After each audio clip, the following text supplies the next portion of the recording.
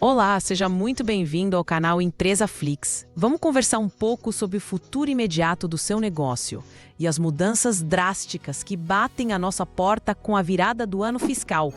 Hoje eu não vou apenas te contar sobre novas regras. Eu vou te explicar como o sistema de fiscalização do governo mudou de patamar e por que aquela ideia de que o governo não olha para contas pessoais ou pequenos valores acabou de se tornar um mito perigoso. A partir de agora, a Receita Federal possui um mecanismo que cruza, em tempo real, o quanto você gasta no cartão de crédito, o quanto você recebe no Pix da sua conta de pessoa física e as notas que você emite.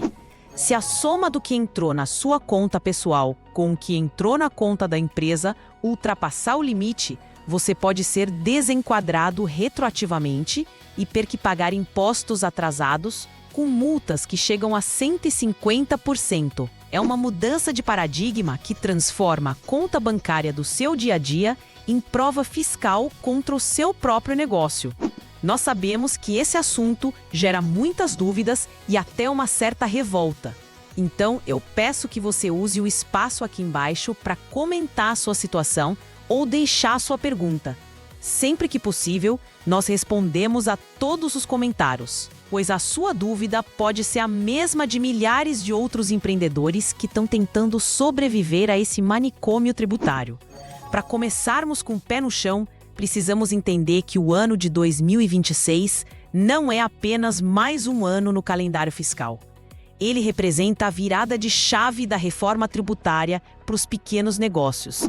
Até pouco tempo atrás, existia uma sensação de segurança no anonimato. O microempreendedor individual acreditava que, por ser pequeno, a Receita Federal não gastaria energia auditando suas contas. O problema é que a tecnologia mudou essa lógica. Com a inteligência artificial e o cruzamento massivo de dados, fiscalizar 1 milhão de contas é tão fácil quanto fiscalizar uma só. A nova legislação, impulsionada pela Lei Complementar número 214 de 2025 e pela resolução do Comitê Gestor do Simples Nacional número 183, criou uma malha fina automática que ignora o tamanho do contribuinte e foca na inconsistência matemática. O ponto mais crítico e que você precisa gravar na sua mente agora mesmo é o conceito de fluxo financeiro unificado. Antigamente, muitos empreendedores separavam mentalmente o que era dinheiro da firma e o que era bico ou dinheiro pessoal. A nova regra derruba essa barreira mental. A partir de agora, existe a consolidação de receitas por número de CPF do titular. Isso é gravíssimo para quem não tem organização. Significa que se você tem um CNPJ MEI que faturou R$70 mil no ano, o que estaria dentro do limite, mas você também fez alguns serviços como autônomo, vendeu alguns itens usados ou prestou consultorias recebendo direto na sua conta de pessoa física via Pix, somando mais R$15 mil para a Receita Federal, você faturou R$85 mil. Perceba a gravidade disso. Ao somar os 70 mil da empresa com os 15 mil da pessoa física, você ultrapassou o teto de R$81 mil. E o sistema não vai te perguntar o motivo. O desenquadramento pode ocorrer de forma automática. E o pior não é sair do MEI.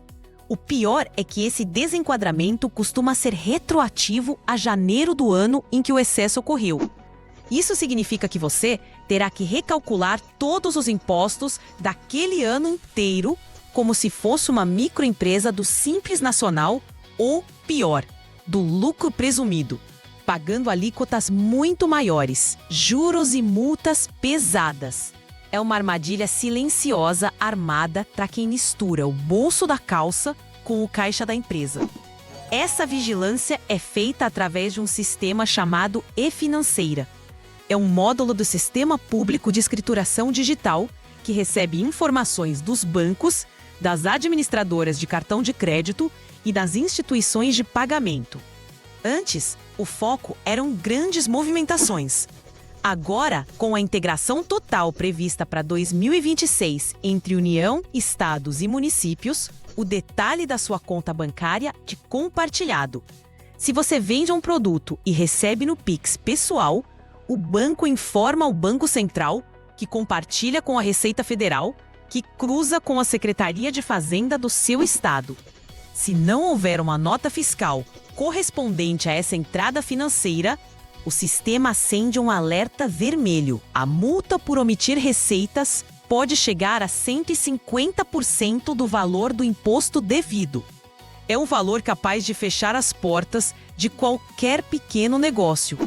E não pense que isso é teoria da conspiração.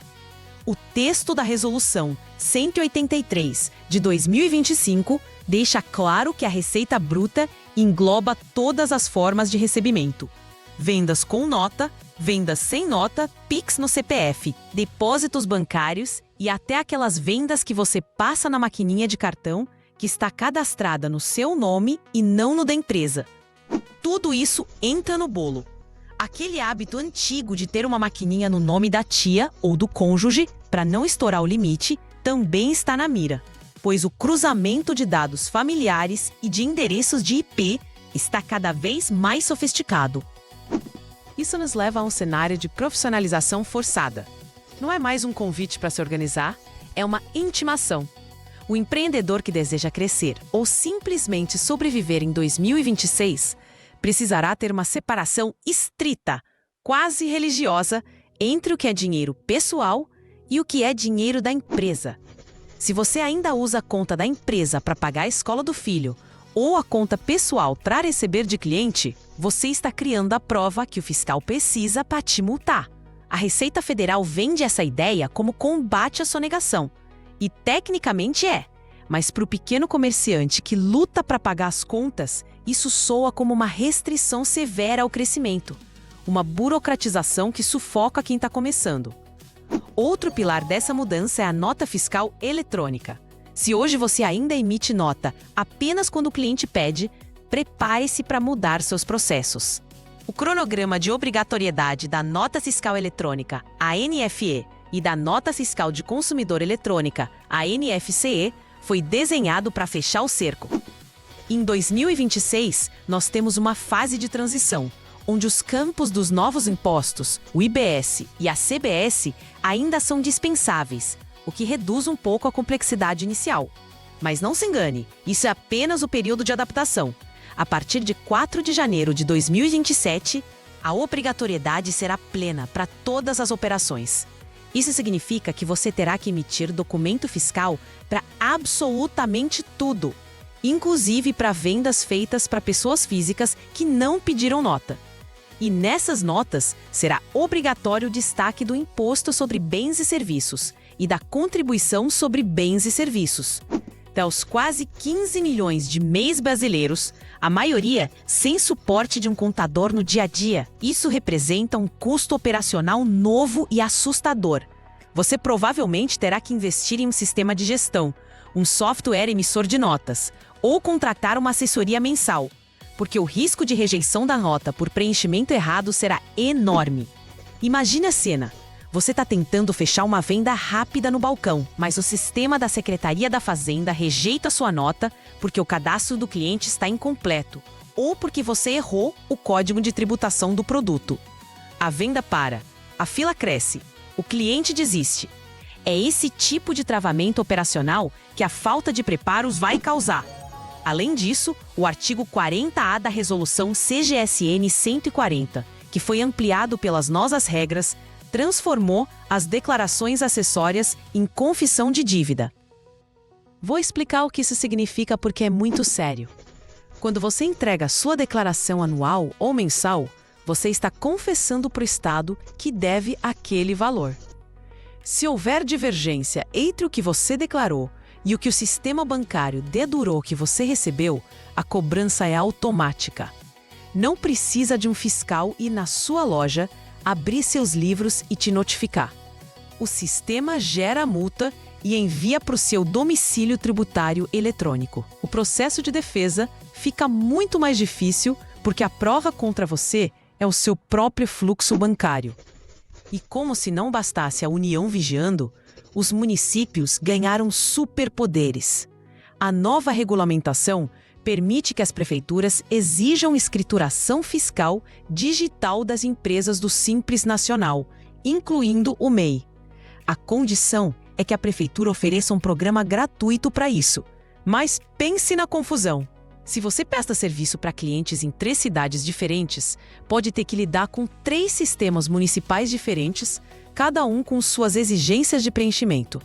A promessa da reforma tributária era simplificar, unificar, mas na prática, para o pequeno, pode haver uma fragmentação das obrigações acessórias, onde cada município tenta garantir sua fatia do bolo, fiscalizando com rigor máximo. Agora, vamos falar de uma novidade que pode ser uma saída para alguns, mas uma armadilha para outros: a criação do nanoempreendedor. A Lei Complementar 214 introduziu essa figura jurídica destinada à pessoa física com receita bruta anual inferior a R$ 40.500. Isso é exatamente a metade do limite atual do MEI.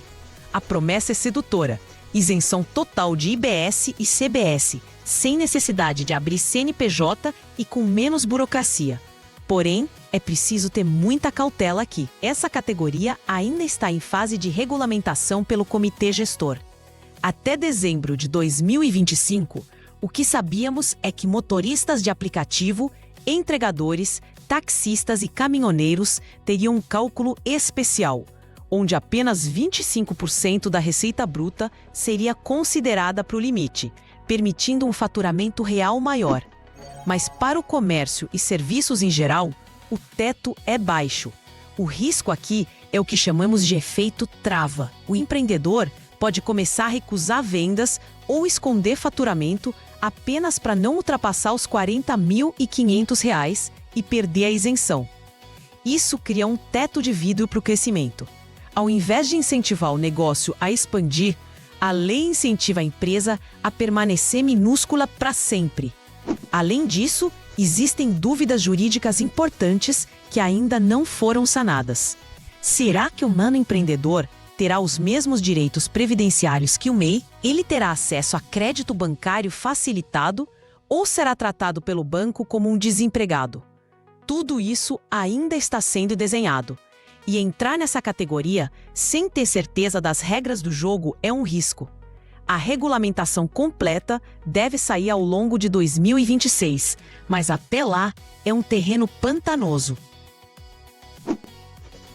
E já que tocamos no assunto de limites, é impossível não falar sobre a defasagem vergonhosa do teto do MEI. O valor de R$ 81 mil não é reajustado desde 2018. Se aplicarmos a inflação oficial do período, o IPCA, a defasagem já passa de 35%.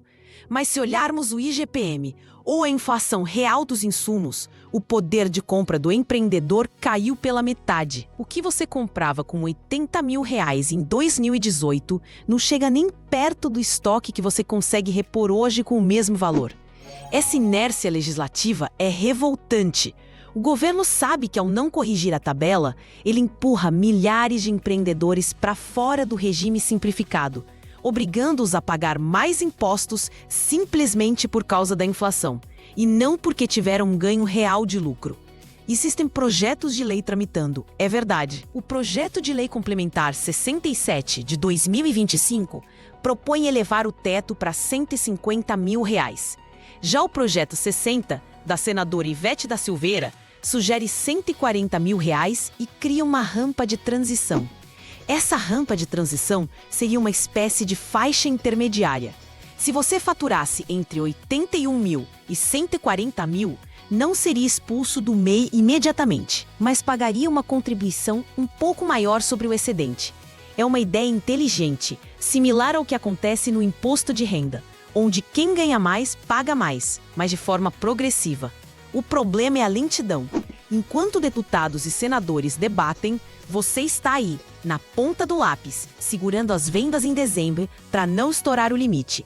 O governo estuda essa tabela progressiva, mas sempre com um olhar preocupado na arrecadação do INSS. Eles alegam que aumentar o limite do MEI quebra a Previdência, pois a contribuição mensal é muito baixa. Mas esquecem que quebrar o pequeno negócio é muito pior para a economia como um todo. Enquanto a política não resolve, a realidade se impõe. E a realidade de 2026 é a integração de dados. O discurso oficial do Sebrae e do Ministério do Empreendedorismo é bonito. Falam em transparência, justiça fiscal e modernização. Mas na prática, para quem está no balcão, a palavra da vez é medo. Medo de errar uma guia, medo de esquecer de lançar uma venda no sistema e receber uma notificação meses depois. As teses jurídicas que estão surgindo agora mostram o tamanho do problema. Advogados tributaristas estão questionando a constitucionalidade dessa soma de receitas do CPF com o CNPJ. Há quem argumente que isso fere o princípio da livre iniciativa e da separação patrimonial. Afinal, se eu tenho um imóvel alugado no meu nome, de pessoa física, por que esse aluguel deveria contar para o limite de faturamento da minha loja de bolos? São naturezas distintas. Mas até que o Supremo Tribunal Federal decida algo sobre isso, a regra vigente é a da Receita. Soma-se tudo. Outro ponto de tensão é a responsabilidade dos contadores. Com a natureza declaratória das obrigações, o contador passa a ter uma responsabilidade solidária muito maior. Se o cliente omite informações e o contador envia a declaração errada, ambos podem ser implicados. Isso vai encarecer o serviço contábil. Muitos contadores deixarão de atender MEI ou cobrarão valores mais altos para cobrir esse risco profissional. E quem paga a conta no final é o empreendedor. Vamos desenhar o cronograma para que você não se perca no tempo. O ano de 2026 é o ano do teste de fogo. A integração digital entre os fiscos já está operando. O compartilhamento automático de dados de Pix e cartões já é realidade. Você pode emitir notas sem os campos dos novos impostos, mas já está sendo vigiado. É o ano em que o Null Empreendedor começa a ser testado.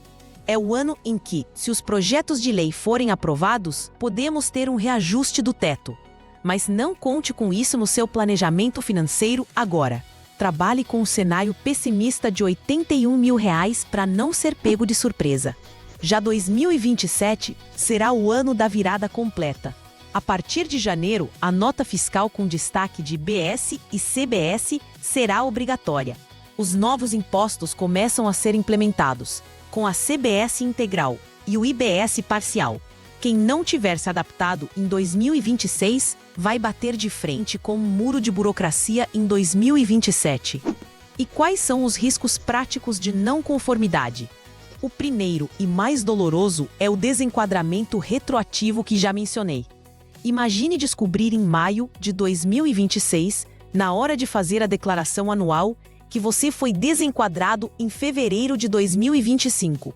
Você terá que pagar a diferença de imposto de mais de um ano, com juros e multa. É falência na certa para muitos. O segundo risco é a inoperância. Se você não tiver o sistema emissor de notas adequado, você simplesmente não consegue vender legalmente. Grandes marketplaces e fornecedores exigirão regularidade fiscal impecável. Se o seu CNPJ tiver qualquer pendência ou sujeira no sistema da Receita por causa de divergência de dados, suas compras com fornecedores podem ser bloqueadas e suas contas em plataformas de vendas podem ser suspensas. O mercado vai se fechar para quem estiver irregular. E tem o terceiro risco, que é o caos municipal. Se a sua prefeitura decidir exigir um padrão específico de escrituração digital e você não cumprir, pode ter o alvará de funcionamento cassado ou enfrentar dificuldades para renovar licenças.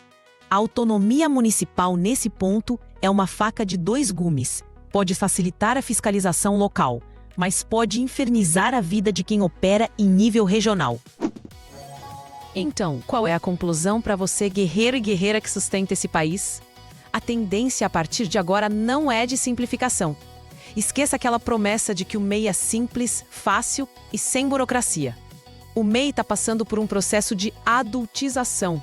Ele está deixando de ser um regime de entrada informal e passando a exigir uma gestão financeira de empresa grande. Você precisará de controles precisos. Planilha de papel de pão não serve mais. Você vai precisar conciliar extrato bancário com emissão de nota fiscal dia a dia, centavo a centavo. Para os 15 milhões de mês, a mensagem é clara: o amadorismo não será mais tolerado pelo sistema. A Receita Federal construiu uma máquina de fiscalização perfeita, que enxerga tudo, cruza tudo e cobra automaticamente. Você tem duas opções: ou se profissionaliza agora, buscando software de gestão, separando as contas bancárias e entendendo a fundo essas novas regras. Ocorre o risco de ser engolido pela malha fina e pelas multas. Se você trabalha com vendas, preste atenção redobrada nas maquininhas de cartão. Verifique em qual CPF ou CNPJ elas estão cadastradas. Se você recebe muito via Pix, pare agora mesmo de usar sua chave Pix pessoal, como celular ou e-mail pessoal, para receber de clientes. Crie uma chave aleatória ou use o CNPJ vinculado à conta da empresa. Cada real que cai na conta errada é um passo em direção ao desenquadramento. E sobre os serviços de contabilidade, considere seriamente ter um acompanhamento profissional, mesmo sendo MEI. Eu sei que é um custo a mais e que a margem de lucro já é apertada, mas o custo de uma multa de 150% é infinitamente maior do que o custo de uma mensalidade contábil. Um bom contador pode te salvar dessas armadilhas de cruzamento de dados que a gente nem imagina que existem. O cenário legislativo ainda pode trazer algum alívio com o aumento do teto, mas não espere por isso sentado. A pressão política precisa continuar e você deve acompanhar de perto os movimentos em Brasília. Mas operacionalmente, prepare sua empresa para o pior cenário. Organize sua casa, limpe seus cadastros, unifique suas informações financeiras. Do ponto de vista jurídico, essa consolidação de receitas por CPF ainda vai dar muito pano para manga nos tribunais. É provável que vejamos muitas ações judiciais tentando derrubar essa regra, alegando que ela é abusiva. Se você se sentir prejudicado, procure um advogado tributarista. Não aceite passivamente uma cobrança que você julga indevida, mas saiba que a briga será contra um sistema automatizado e robusto. A criação do nanoempreendedor também merece sua atenção. Se o seu faturamento é realmente baixo, talvez valha a pena migrar para essa nova categoria quando ela for regulamentada, para fugir da burocracia do IBS e CBS. Mas faça as contas na ponta do lápis. Às vezes, a isenção tributária custa caro em termos de perda de crédito e benefícios previdenciários. Não tome decisões baseadas apenas em não pagar imposto. Olhe para a saúde completa do seu negócio e para sua proteção social no futuro. Estamos diante de uma nova era. O grande irmão fiscal está de olhos bem abertos. A tecnologia que facilitou a nossa vida com o Pix e os bancos digitais agora está sendo usada para nos auditar com uma precisão cirúrgica. Não adianta brigar com a tecnologia. Temos que aprender a jogar o jogo com as novas regras. Profissionalização é a palavra de ordem. Quem não se organizar, infelizmente, vai ficar pelo caminho. Eu espero sinceramente que essas informações, apesar de duras, tenham sido úteis para você abrir os olhos e proteger o seu patrimônio. Não deixe para se adaptar na última hora. Comece hoje a separar suas contas, a rever seus processos e a preparar sua mente para essa nova realidade fiscal de 2026. Muito obrigado por acompanhar o nosso conteúdo até aqui. A informação é a sua melhor defesa. Convido você a assistir aos outros vídeos do canal, onde detalhamos mais estratégias de gestão e sobrevivência empresarial. Um forte abraço e bons negócios, sempre com segurança!